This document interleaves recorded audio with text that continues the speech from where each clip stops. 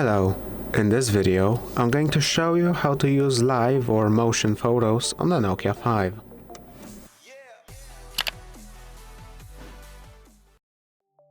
To use motion photos, go into camera.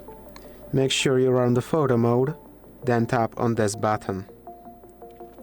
Here you can turn on motion. This will record a short video before taking a photo.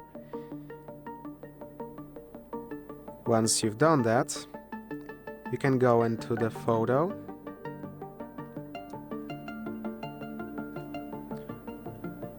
and take a look at this.